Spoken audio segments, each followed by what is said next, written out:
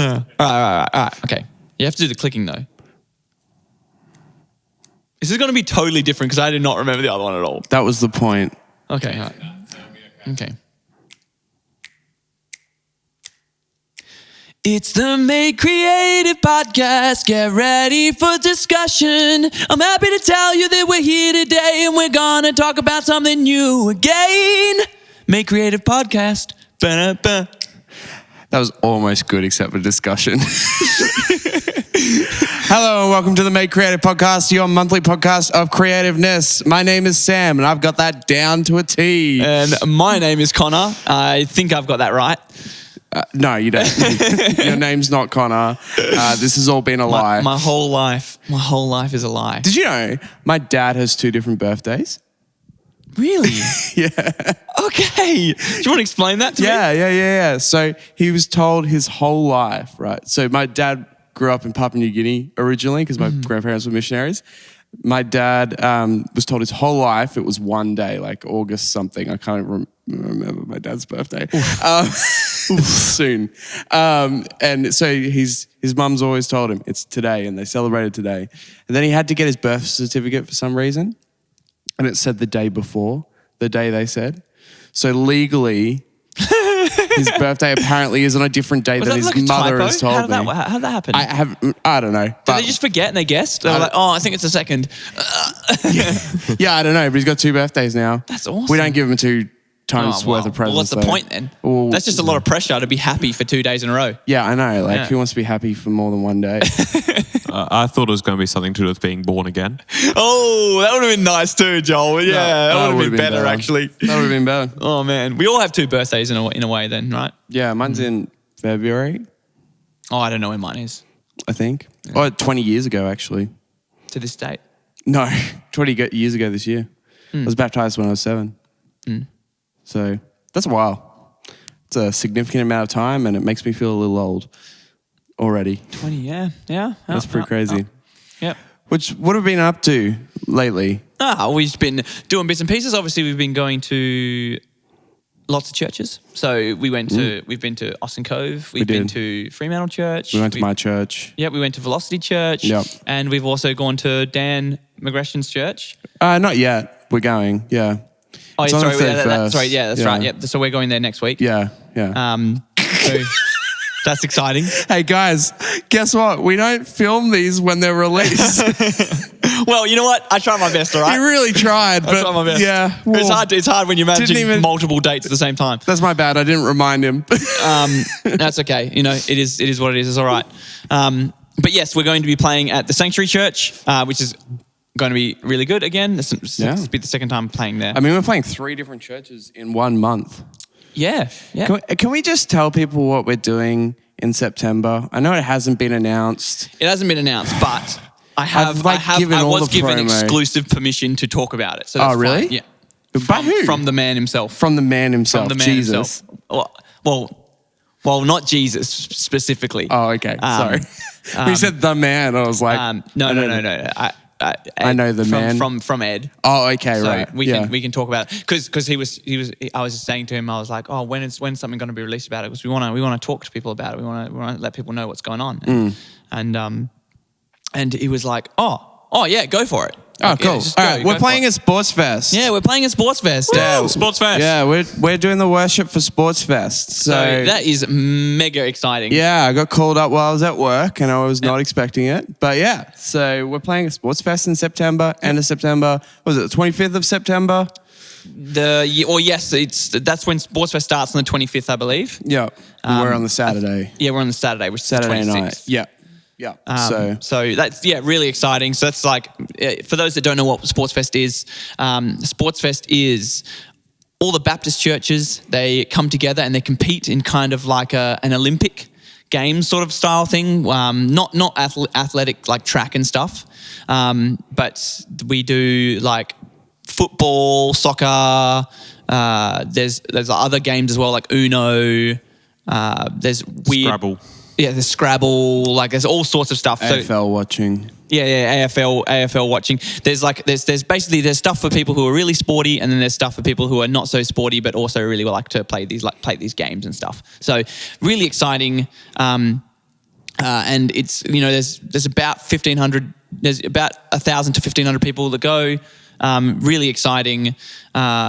It's going to be an awesome experience to be able to get up and lead a congregation of 1,500 potentially 1,500 people in worship, and that's exciting. That's going to be wild. Ruben is pooping his pants. Yeah, Ruben. This is the thing with Ruben, right? Ruben stresses until the moment, but in the moment he's unstoppable. Yes. He is unstoppable, and I always love it because he always gets like no matter how many people are going to be there, whether it's like it's the same. It's like I guess the amount of people becomes more intimidating, but the feeling he gets is the same. So. But he kills it every single time. Yeah, I mean, I don't have to experience that because I'm not going to be playing. So it's great for me. I don't know how I'm going to feel. I think like the most I've ever played in front of is 800 people. Yeah, I think but what 400. I've been told generally is that after 400 people or 500 people, I think after 500 people, it's just a bigger. It's just it doesn't feel like it's not like it sort of stops being intimidating.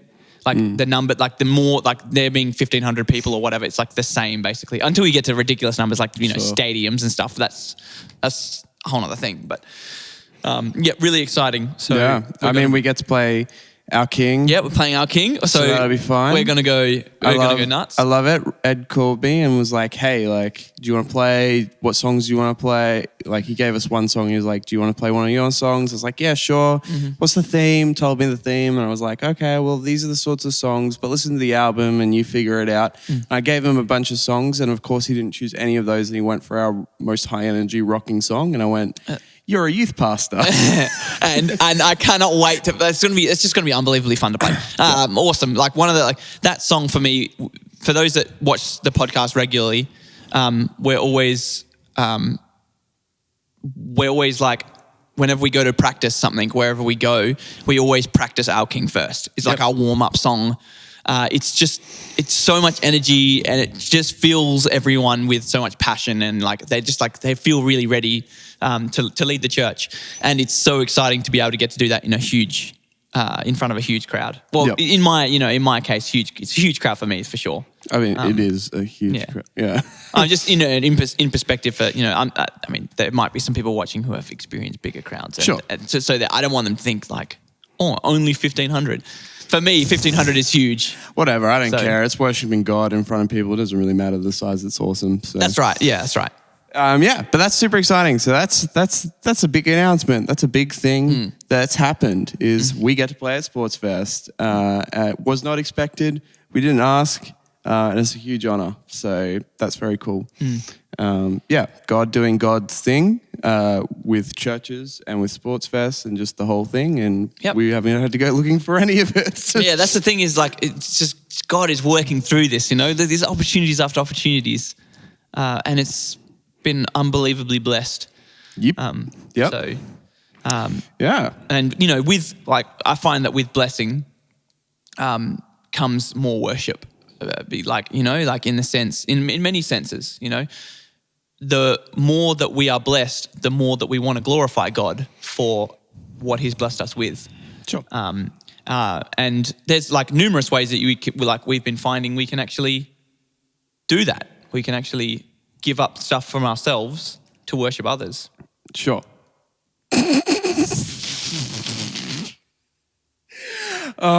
If you understood where his head was going, that is just a hilarious transition. That's a great transition. I've been fasting. That's what he's trying to get at. Is Sam, talk about your fasting or talk about Sam not being able to eat. Yeah. So, well, I'm not going to bully him. I felt like I've been pretty nice over this thing. So for obviously you don't know yet, but we're going to share now. So Sam has been doing a 21-day fast with his denomination, correct? Yep. It's our whole denomination. And where are you at the moment? What day are you at? Tomorrow will be 2 weeks. Tomorrow will be 2 weeks. That's 14 days. Yeah. So that's little more than halfway. It's pretty good. It's 2/3. Yeah. Killer. Yeah. Yeah. So what has the experience been like? And have you felt it has drawn you closer to God? Sorry, it's a pretty You're like, I should have started with one. Yeah, you know? yeah, I should you're start like- with one. How's that felt? How's that felt? Swipe me with the really deep question. Yeah, I'm not with ready to the answer. general, like, just Yeah. how's it feel? And then, And then talk about your deepest, darkest feelings. Yeah, how's it feel? It's been a challenge. Hey, I've never fasted food before, and for this significant amount of time. So like I fasted other things for like a week or something, just depending on what was going on, but never have I done food.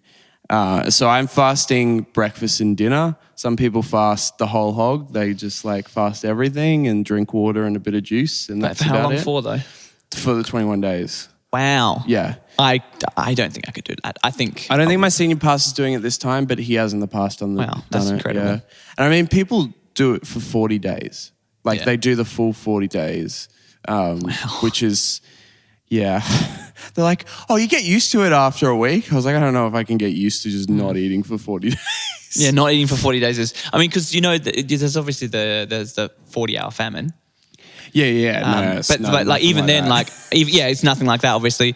But that's just for 40 hours, Yeah. and then but they're allowed to apparently eat like barley sugar lollies or something like that. Yeah. So those sorts of things you still do to kind of keep your metabolism going, so your body doesn't shut down. Like it's the same with juice, like drinking okay. a bit of juice, Sure. so that your metabolism keeps going, so that when you eat again, it does not destroy you Sure, for like a sure, week sure, afterwards. Yeah. Yeah. So yeah. But I'm doing breakfast and dinner, and so my only meal is lunch. I've just had lunch, so I'm feeling slightly more energetic than I did before lunch, having not eaten Yeah. for 24 hours. Yeah, that's right. But yeah. So it's going all right. To be honest, I've had some really tough days. Some things that like I didn't know would be triggered got triggered, and if you watch the first videos that we ever did on our YouTube channel, you notice I'm a lot thinner. And that was because I was very, very unwell. Very, very unwell. And I lost a lot of weight in a short amount of time, and I couldn't eat a lot at all. And I would have like severe nausea and stuff. And it was it is irritable bowel syndrome. Anyway, it was quite traumatic an experience over like 2 years. And so the first day I fasted, I was fine. Like it was fine because, you know, you fast on, like you miss breakfast and then you have lunch and then you don't have dinner. Sure. It's not fine. that like, different, really. You're just missing breakfast, really, at that point. Yeah. The sucky bit is when the when you go to breakfast, missing dinner, yeah.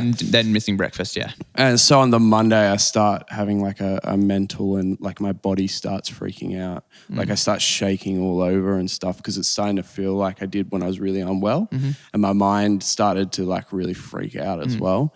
So I've had a couple of days like that. And I've just worked out like for me fasting, I have to eat enough at lunch to not trigger that response, but still feel hungry. Sure. But yeah, so that's been tough.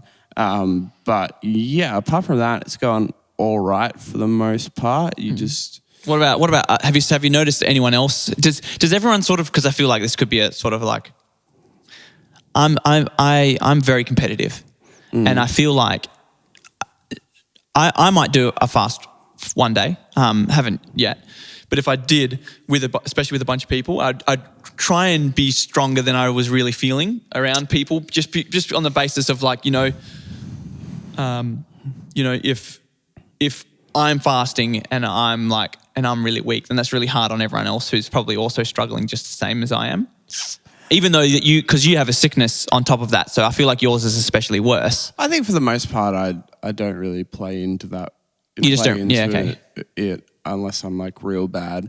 So like I had like a night and an afternoon where I was real bad, but I wasn't around people, so it's fine. To hit back on that, the point of a fast is to be in your weakness.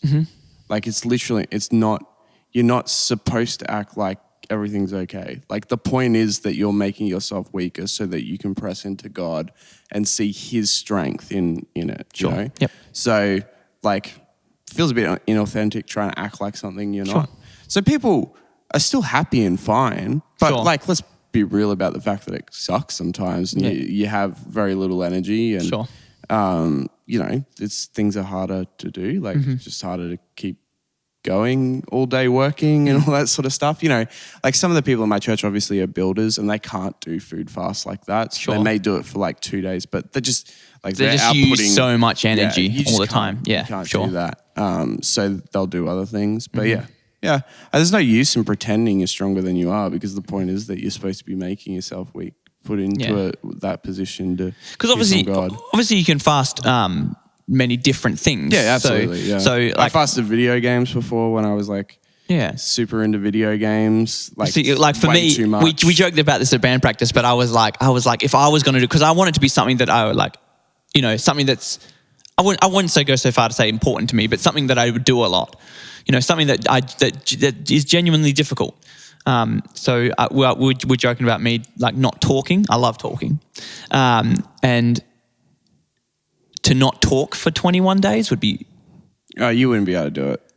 I like to think that I would be able to do it, I but, don't think you would be able to do it. but maybe I can talk at lunch. I would say talking is more important to you than food. That's an Like, it's interesting next thought. That's level. actually an interesting thought. You know what? It's almost funny how close it actually genuinely is. Yeah. But I think I could do it. The thing is, I'd have to set myself up for it. But What do you think, Joel? Do you reckon he could do it? I don't think you could. Yeah. yeah, I don't think you could go. hang on. Just to be clear, I do love talking, right? But I do think it would be challenging for anyone. Sure. Yes. But like, I think originally we were talking about the 48-hour challenge and you were like, I thought about doing it for like a 48-hour challenge. And I was like, I think I've just done that. Like not even for. Not talked for. Yeah. Even to yourself. Yeah. That would be the hard bit. The hard bit for me would be not tempting myself to go off and just be like, hello, Connor. And then, by the way, and then run back in the room pretending I didn't say anything, you know, and then knowing the whole time now that the rest of the time that I'm not talking is a waste because I've just talked. by the way, I don't then sit and go like, man, that was a really hard 48 hours. I was like, I probably could keep not talking if I wanted to. Sure. I'm going to talk now. Like, Sure. I think talking, you know, you can really take for granted. Wait, could I message and write and stuff? Is that all right? Because I'm still allowed to communicate. Because then it's not that hard. I think so. I think it used to be like when they did the no talking with the 48 challenge, you could write stuff down. Yeah. So I think I could do that Yeah. fine. That would be weird going into like shops or.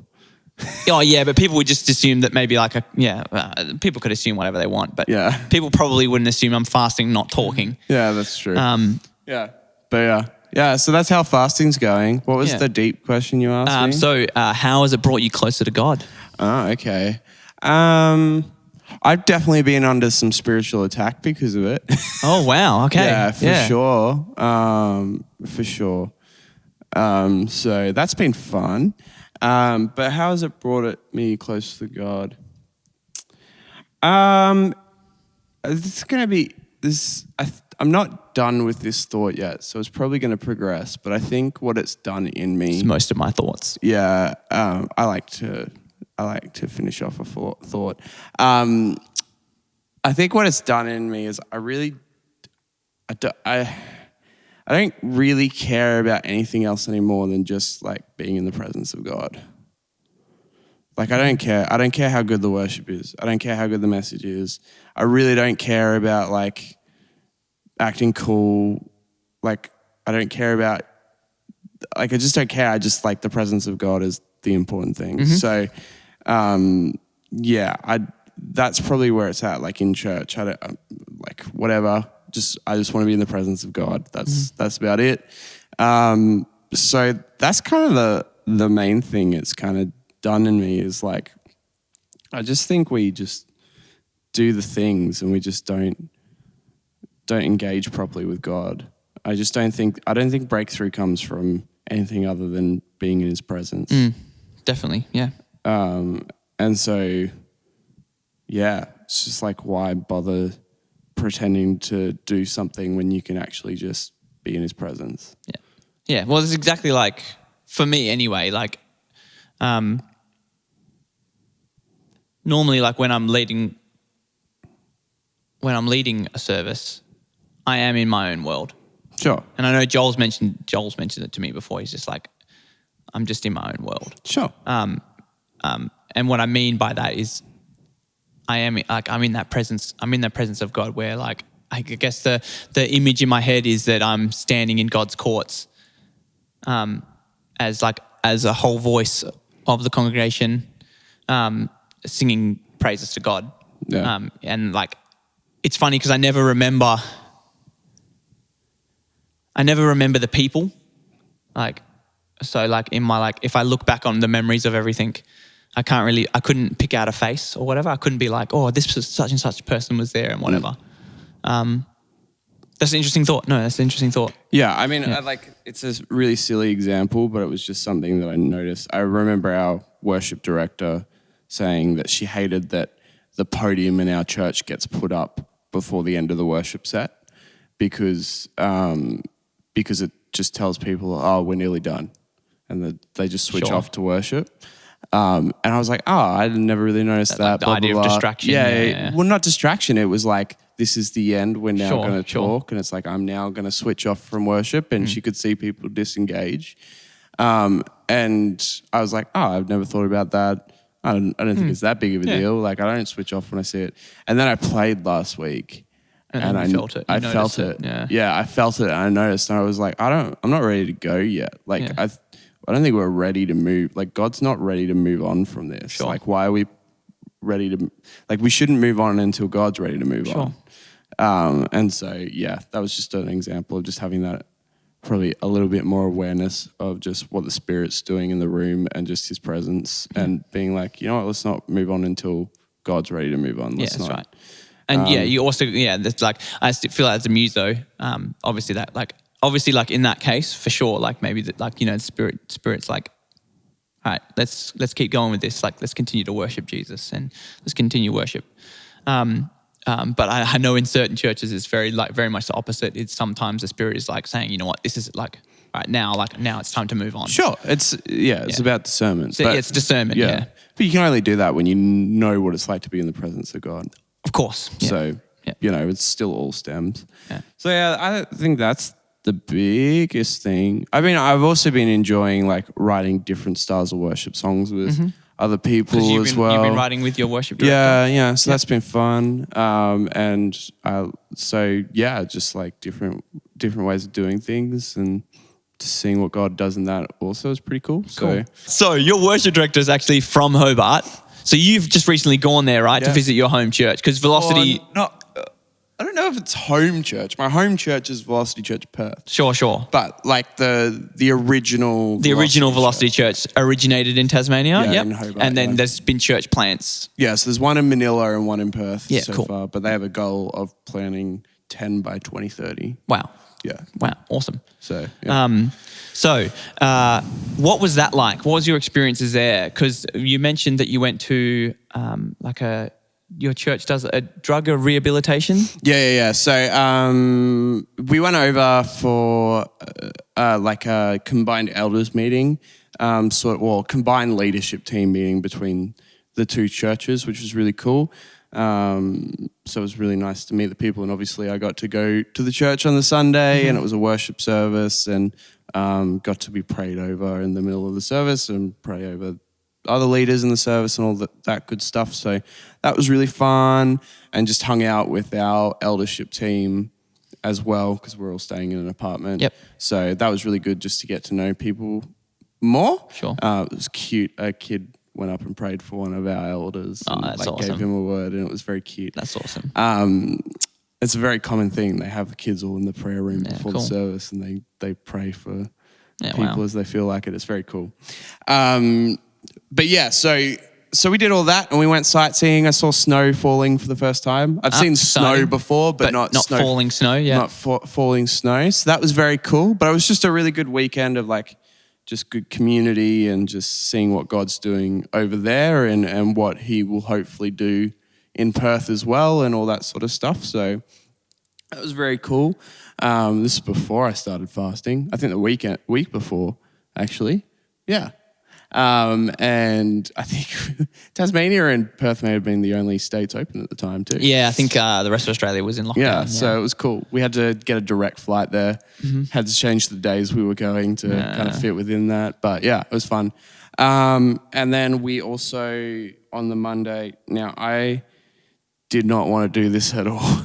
So my other two elders were super excited because our church has what's called Transformation, which is basically a Christian drug rehabilitation center in their church. Like literally in their church building is where they do classes and stuff. And then the church owns 2 houses for men and women. Oh, wow, that's and incredible. they all live in those houses while they're trying to kind of break their addictions. And they go through a program, and it's all obviously got God involved in it. And they will like clean the church during the week and be all through the church during the week, and they have to go to their Holy Spirit worship nights on a Wednesday night and church on a Sunday. And yeah, so I knew that was a thing, and the other 2 elders were super excited to visit it all, and I was not excited. So what about it? What about it? Did you not make it exciting? Oh, straight up felt super uncomfortable. Oh, really? Okay. Yeah. Oh, No, why is like, that?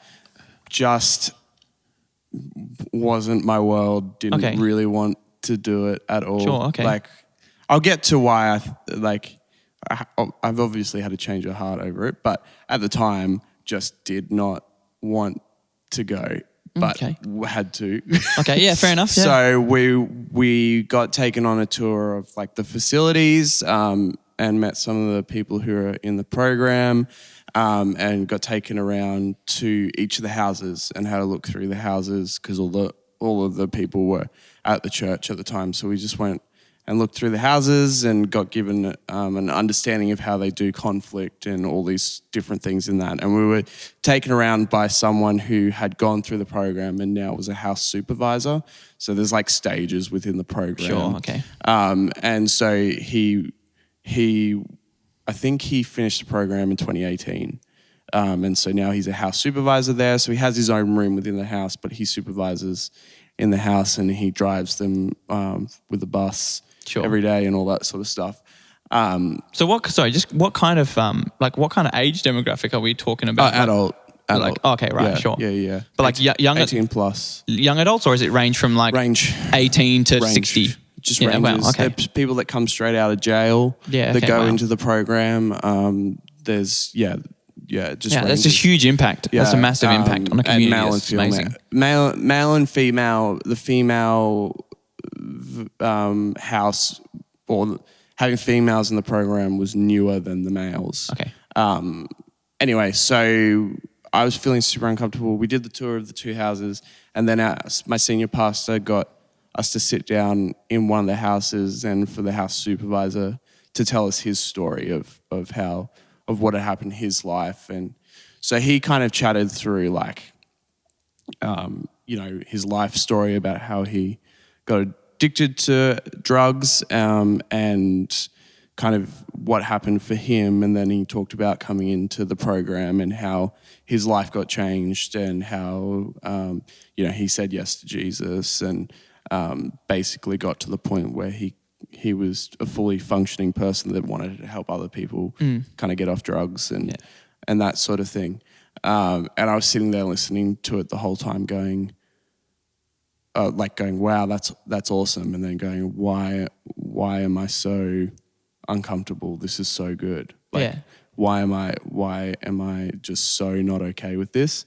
And so I just really had a moment of like, this is dumb. Like, this is what God's all about. This is what this is healing. Yeah, this is what he's doing. Like, it's not about me feeling comfortable. It's about like he's bringing actual healing and redemption and salvation to people who need it the most. Like, and I'm more than aware of Jesus in the New Testament scripture, and he more often than not just showed love and grace to the worst of the worst among us. Yeah, that's right. Yep. For salvation. And it was the people like me that he was very tough on, because the people like me, like I just went, I'm acting like a Pharisee. Yeah, exactly. Yeah, that's one of the things is right. Is like those who know better should do better. Yeah. Right? He never critiques a sinner. Yeah.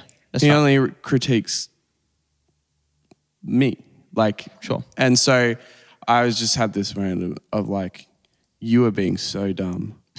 Like it's just, this is stupid. And so like what I do when I don't know things is when something makes me feel uncomfortable, or, you know, I'm trying to understand something, is I ask questions. So I just asked my senior pastor questions about the program and stuff just to get a better understanding. But I kind of felt like I wouldn't have been the only one that felt uncomfortable. So I just kind of asked the question of, what happened when suddenly there's all these people who have been addicted to drugs in your church during the week and on a Sunday? Like, were there people that felt uncomfortable, and how did it change them as people?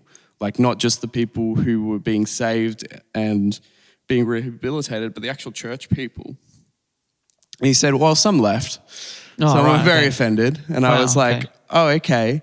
And then he said, but a lot of us just got used to it.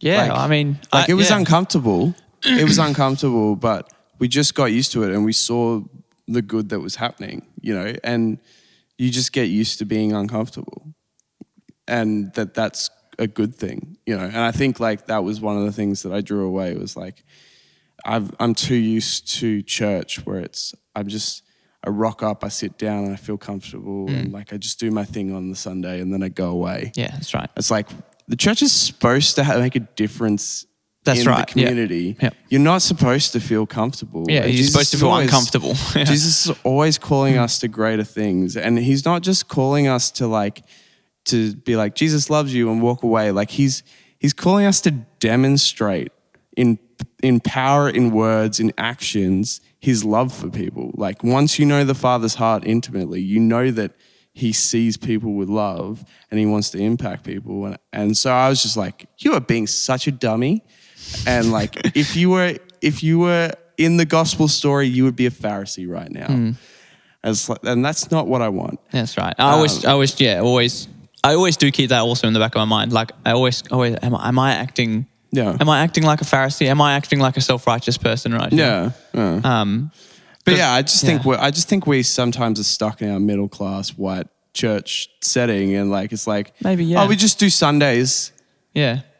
And we just exist. That's right. Yeah. We rock up on Sundays, and then we go out in our week, and then we do whatever we do. What's the impact? Yeah. What's the impact of that? Right. Like, and this was a really good thing of like the church is never sitting there comfortable. Like, they have to lock everything up. People will steal batteries out of the remotes because that's the type of world they live in. Wow. You know, they have, like, if things get stolen, like they have heartbreaking stories of people who die, you know, like there's that sort of stuff, but there's also the people get healed all the time. People with demonic possession get freed from it. That it's more than just drugs, it's demonic possession. You know, people see miracles and people see salvation and there's salvation all the time. And it's like, that's the church we should be. Is the one that like is able to free people and to love people and to care for people and to have an impact in the community. Yeah. To the point that the government wants them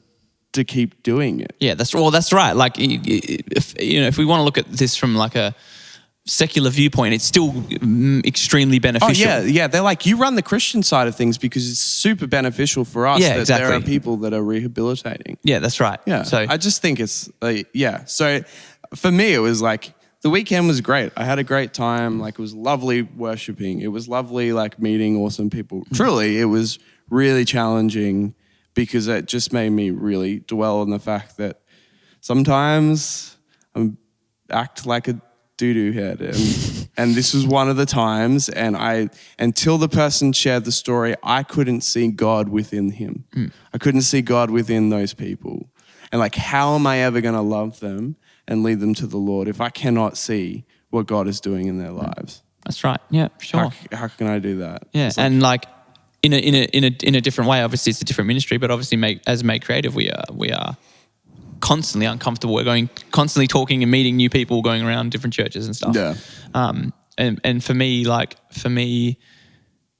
that is going around and meeting people and seeing people and doing things differently. And you see all kinds of people from all different walks of life, different denominations, where we're like constantly being spiritually challenged in these different places. So I say on a much smaller scale, but I can see a small comparison there No. between the ministries. And like the idea of like, addiction is really just an illness in a sense. It's you've become trapped by something, whatever that is, and it takes a lot of sacrifice, I guess, to give that up. Even if it's something that they want to give up, it's incredibly hard. I've got a personal friend. I'm not going to talk too much about him because I'd love to get him on the podcast one time. But he's got an incredible story of from a place of addiction to what he's doing now. It's just like a massive transformation, and it's amazing to see. So to see that Velocity Church is doing that, in actively looking and searching out and helping those people, is incredibly encouraging and incredibly enriching to the kingdom of heaven. I mean, it's incredibly challenging even like to then ask that question of what are we doing in Perth and that Sure, sort of yeah. thing, and like, is that something we can look at in the future? All that sort of stuff as well. But like, yeah, I don't know. It was very confronting, and it was very like, oh, there's something deep seated in me that's not okay with anything other than just like middle class, and sort of deal, and yeah. so that needs to change. It's so encouraging to see people giving things up for God and giving things up to follow God as well. Yeah, for sure. Like and I think Jesus is a freedom giver. Like he's not, God is a freedom God. We think that he restricts freedom, but the truth is he brings true freedom. That's right, yeah. Because it's one of those things where I'll never forget, someone told me this story. It's excellent. I love this story. But he was an American guy, and he came here and he did a talk, and he was saying he used to live in a house with his wife at the time, and there was some noise coming from his garage, and he goes in there and he finds it's a raccoon. There's a raccoon in it. He's like, oh no! So he's trying to get this raccoon out, right? But the raccoon's like really afraid. So anyway, it ends up sort of climbing onto this old like mattress, bed frame mattress thing, and like clinging on. And he walked over. He eventually got the courage and got some gloves on, and eventually gets the courage to walk up to this raccoon and try and grab it and get it off the mattress. But it's so afraid that it's like clinging onto all the stuff. And I feel like that can be, he uses the analogy, I feel like that's like we're the raccoon in that thing. Jesus wants to set us free. He wants to take us away from these things that, we're trapped inside this garage, and he wants to take us from that place and then give us a freedom. And then once we're out there, we're like, oh, this is what he wanted all along. Yeah. So we've all given up. I mean, it's awesome to see a fasting. Like, that's so encouraging to focus on God, to put yourself in that state where you can slow down, focus on God is awesome. It's something that's really good. If you're trying to find a way to come closer to God, and really understand us, maybe just try like a small fast, like even if it's just like a few days, like if you want to do that, and then, read over the scripture and just focus on God for a few days. Yeah, I don't think you come out of a fast if you've done it well, without having something that God's done in your life. Yeah, exactly. Yeah. I just don't think that's how that works. Yeah. Like, and it doesn't have to be food either. Like, no, it doesn't. God calls people, to give up all sorts of things, from, as Sam said, he did video games. And I know people in the past who've gone with different things. I mean, Sam's doing food at the moment, but like, for example, I gave up my job to do Made Creative because it's something that I feel a really calling to God to do. So, and I want to go to Bible college as well, which is something I'm going to be doing later on as well. So it's really exciting to see the change in things. And it comes with, as you say, it comes with revelations, comes with understanding. Also is like quite often it's like one of those step out in faith sort of things. You just got to take that step and step out in faith and follow the calling. So yeah. Yeah. But yeah, so it was fun. It was a good trip. Would recommend doing again. Yeah, that's right. Yeah, I mean, Tasmania, I heard, is a pretty good place. Apparently, it's so pretty and lovely. There's like it's really awesome forests there, right? Yeah, and just mountains and stuff. Yeah. Like, we're in Perth, so I don't know if you know like what a just mountain is. Flat, yes. Yeah. Just Joel, flat. do you know what a mountain is? Like, I've lived in different places, so I know, but do you know? Yeah, it's those things I see on the horizon. Where? What, where? you mean what the do hills? you mean on the the small hill? The hills? Yeah. We got Bluff Knoll. We got Bluff Knoll. it's not the same. But Bluff Knoll is quite top high. What I find funny is like Les Murdy, you have the straight, like you have the steep road up, right? Yeah. It's just straight, right? Yeah, pretty much. In yeah. Tasmania, you got these like windy Yeah, that's right, roads yeah. winding through the mountains, and same in Queensland. and Because same you in New can't South just go Wales. up it straight. You can't just go up straight because it's a mountain, not a that's right. hill. Not a hill. Like, Yeah, that's right. yeah. So I don't know if you guys know what those are, but they're quite interesting to look at. Yeah, we got if you head down toward Albany, then you got Bluff Knoll. You got that sort of that range. Is it the Darling Range? Is that what it's called? I think. No idea. I think it's called the Darling Range. Someone will correct me, no doubt. Yeah, there's a couple mountains there. I've climbed Bluff Knoll, but it's not really like I don't think you can drive up it. You have to like hike up it. And It's a bit different, you know. that is a bit different. So Yeah, we didn't even get up to the top of the mountain, Mount Wellington, where it snowed because it got cut off. Oh, it got cut off because it of the was snow. Yeah, Wow, yeah. because there was like black ice and stuff Yeah, on wow. the roads, but it was snowing so much that it got to almost the bottom of the mountain. yeah, okay, Like you wow. could- yeah, so it wasn't even just. The top. I'd love to see falling snow. I've been in snow before, but I've never seen falling yeah, snow. I mean, it's very cool. It's so different. Like it's I feel like it's a very Australian thing, what? being fascinated by snow. Yeah, I think so. Because I pretty much talk to every other, like if I ever have an international person come, it's a pain in the they're butt, like right? they're like oh, snow's the worst. Yeah, it's a pain in and the butt. in Australia we were like, oh, it was amazing. Like It's incredible. It was incredible. But Yeah. it's funny. Like it's funny. I guess you know people often say that the weather in Australia is awesome all the time. It's like sunny and it's really nice. That's and not hot. been true for this last month in Perth. Yeah. It's been very rainy. I love the rain personally. I really love the rain. I used to. Do you know my dog? This is getting off topic. My dog started to bark at the rain because she was getting so angry because she couldn't go out for a walk. So she'd sit at the door and she'd just look, and she could hear the rain, and she would just go ruff, ruff, ruff, like at the rain over and over again for hours because she got so angry that she couldn't go for a walk. That's so funny. No, I used to go walking in the rain with, but when I had my old junky guitar, I used to go walking in the rain with my guitar. Used to love it. Used to absolutely love it. No wonder it rattled and it looked horrible. And Oh no, this was the guitar before that. Oh, okay. This is the guitar before that. So there's another guitar I have that's also cooked. I ended up going swimming with it. So that's why it eventually hacked it. But it's so much so that the whole body came off. The whole body started peeling off the thing, and you could almost use it like a wah pedal. You just like wow wow wow wow wow. It was awesome. Oh, I played guitar in front of church for the first time. Oh yeah, that's exciting too. Yeah, I forgot about that. Yeah, one. and and played a song that I wrote. that was good. Look. Okay. All right. Let's be real for a second. I'm not an amazing guitar player. For the most part, it went fine. The keyboard cut out. Like the desk failed on the keyboard, and so I was the leading instrument for a whole song. And for that song, I actually did all right. It was all right. Hey, that's good. For the song that we had written a week before, so it was like a week of practice, sure, like, and we hadn't worked out how to do it with like other instruments. Sure, okay. I mean, I probably stuffed that one up. Did you have like a pretty firm form and dynamic and stuff? Or? Yeah, but like we hadn't added like bass or electric Sure. in before until that Sunday. You know, it was like a really spur of the moment. We showed it to our senior pastor, and he was like, "Could you do it next week?" And we're like, Oh wow.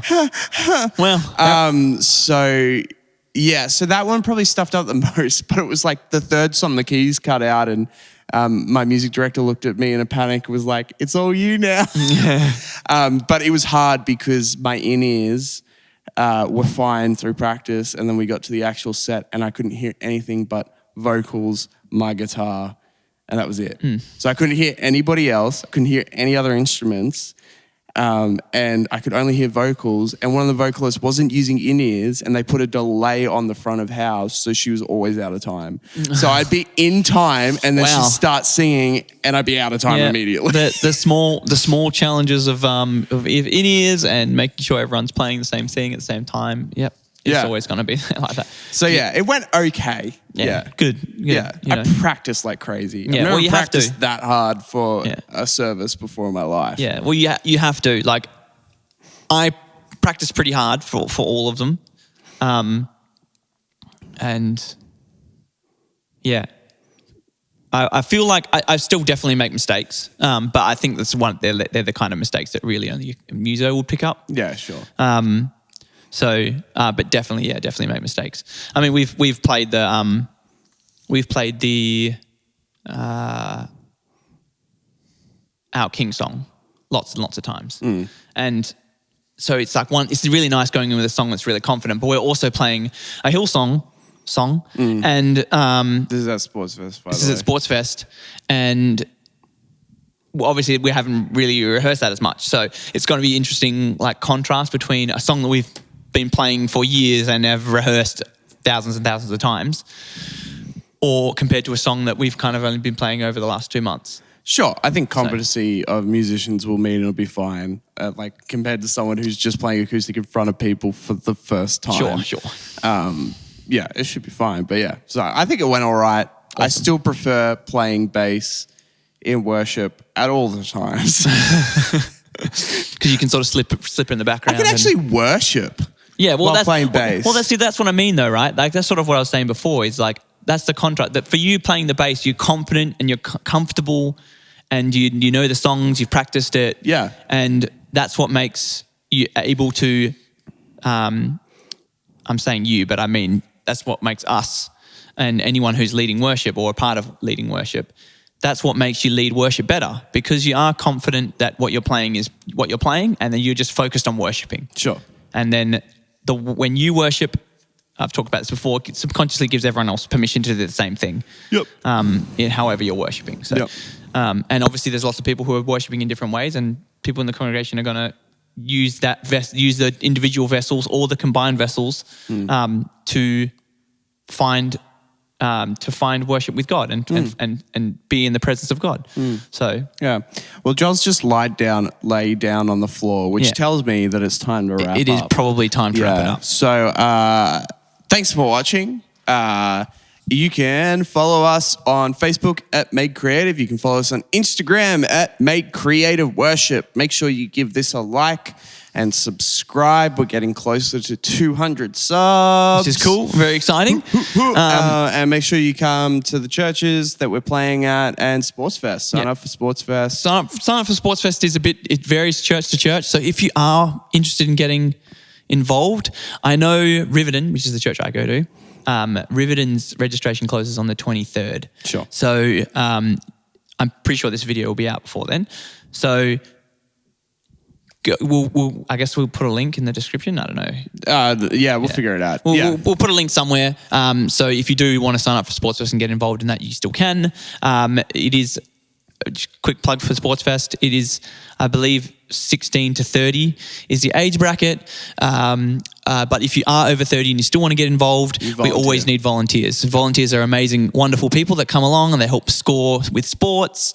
They help cook food for the teams, and they just serve within the teams. And it's really, we can't really be a team without volunteers that would go down and help out. So.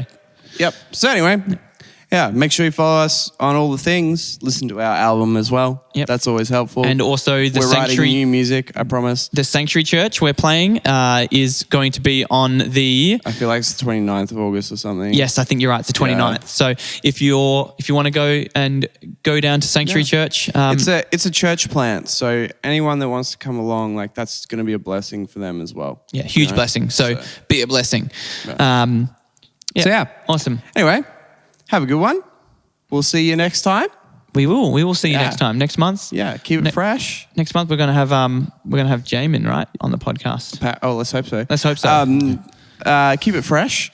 Gamers, worshippers, creative people. Kind of sing us out. Oh, what? Oh, He's on the you're spot. going to be some kind of beat. It doesn't have to be the same beat. Oh, it's really slow. All right, fine. No. Okay. This is the Made Creative Podcast, and this is what we do every week. And I'm excited to say that this will not be the end of it. Goodbye. Goodbye. Bye.